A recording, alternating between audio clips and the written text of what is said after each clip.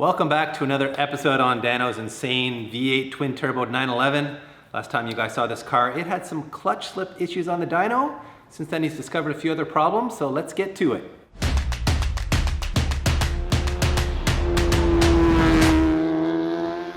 So our solution to the clutch slip problem was to do what we probably should have done from the very start, although you didn't really know what you were working with, did you? No. You just inherited a gearbox and a clutch and assumed it would work decently? Yeah, and I did freshen it up, but obviously not up to the task. And you know what?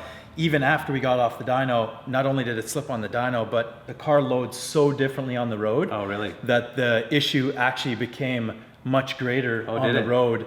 Yeah, I guess just the way the turbos come alive. Okay. And the way it transmits power, basically anything in third gear at any speed, at any RPM would just roast the clutch in the car. So it got worse, the solution had to be solved. Okay, well we always knew you built a death trap, but we want to make it a drivable death trap. Yes. So to do that, we contacted our friends at SPEC Clutch. Yep. We said, here's our problem, please help us, have mercy on us. Yep. And they did. They did. So we sent the parts that were in the car down to them so they could take a look at them, take all the measurements that were required.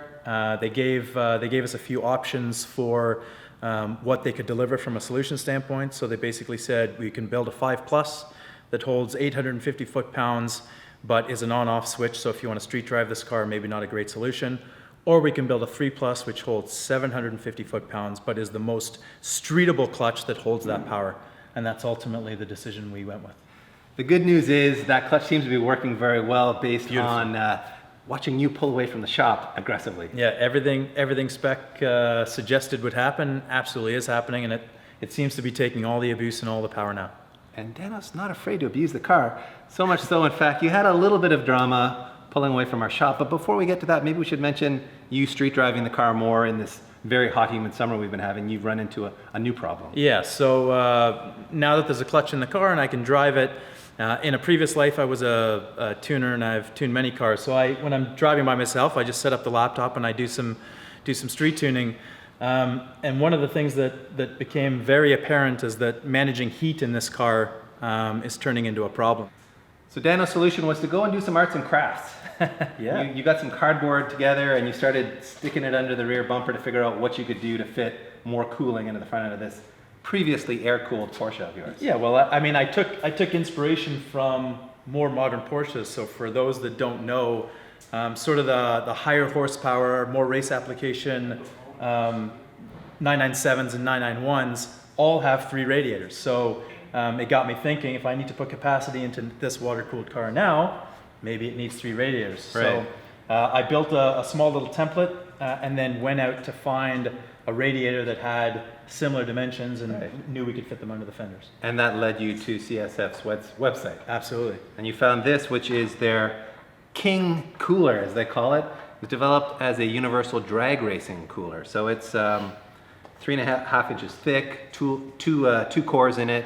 Uses their B-tube technology, which we've talked with you guys about before, but it's basically the tubes have a divider down the middle so that if you imagine the profile, it's like a B, and that central part of the B gives it extra strength, which allows them to use thinner and lighter material, which improves heating efficiency and also makes it stronger. So it's one of their more advanced technologies and obviously very compact. I also really like the fact that it comes with these optional hose connection style. So you got an 1.25 inch push-on style, or you got a -16 style here. And it also comes complete with a 9-inch Spall fan, which bolts right on.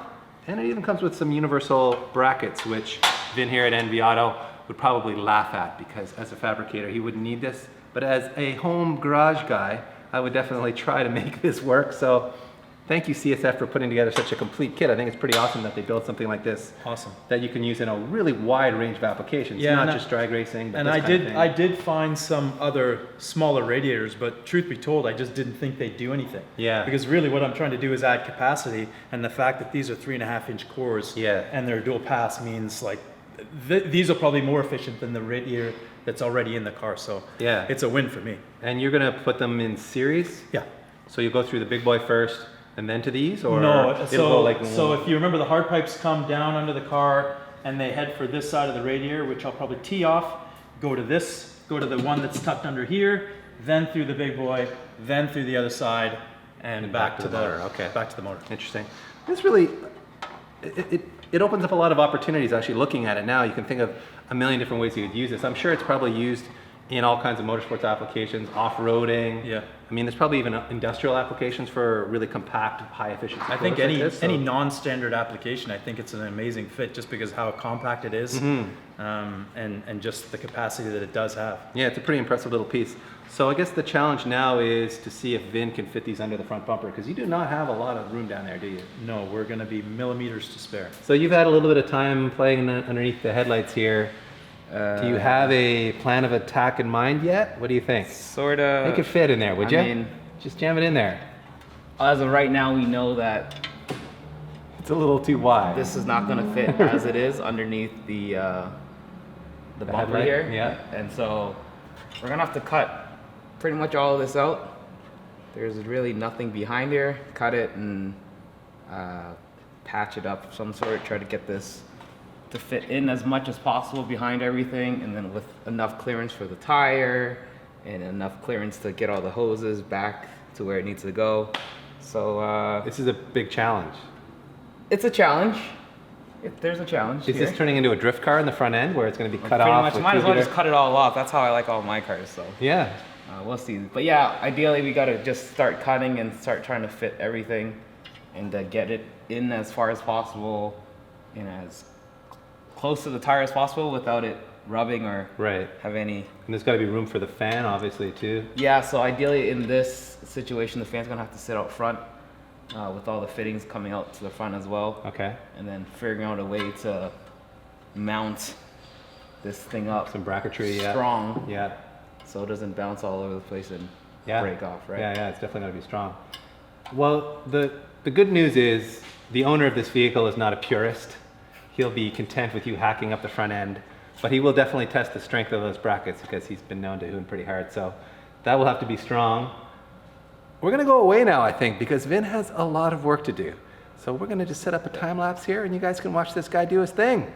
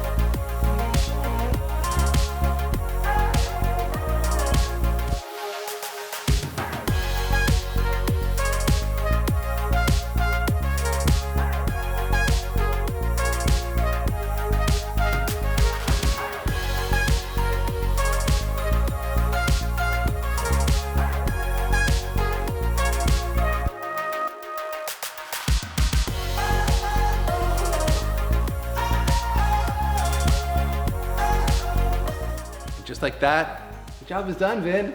That looked really easy. Oh, super easy. Probably the easiest job of my life. That was probably one of the more challenging packaging situations you've encountered in your... 100%. Yeah. I mean, who asked to put two rads in the side of a car underneath the bumper? But you know. the front of an air-cooled car.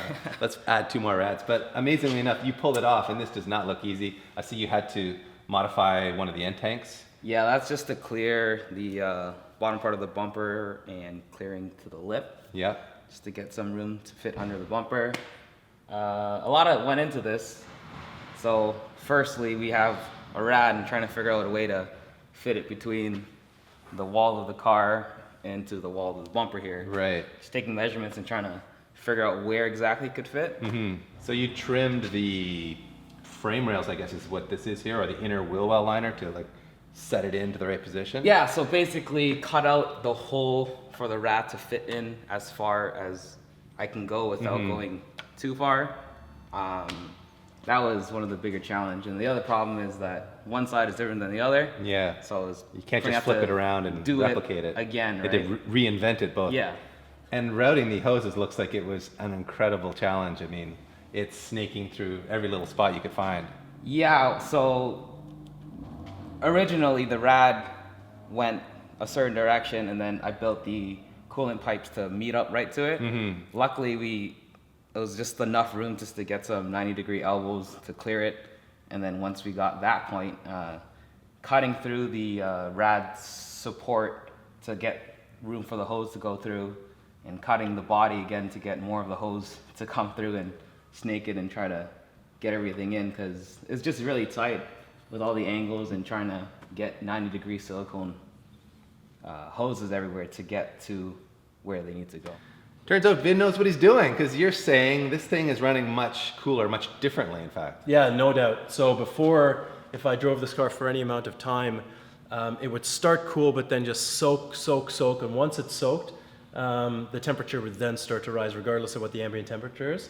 Now with these, I've been driving around for 2 weeks and the fans haven't even kicked on once. I've only got them set to 90 degrees Celsius. So, Okay. you know, you'll have to take my word for it that I've ripped this thing pretty good. Yeah, oh, I believe you. and, I've seen how you drive, Dan. And now on the dash, I can watch temperatures come up when I load it up a little bit. Yeah. But then within 10 seconds of driving again, temperatures are back down where they need to be. Awesome. Well, we're going to see if he really was ripping it that hard, because we're going to go to the racetrack with this thing. Yeah, It's absolutely. time. The snow has not fallen yet, but before we do that, we have to fix a little problem that you unearthed with the shifter. Unearthed, absolutely.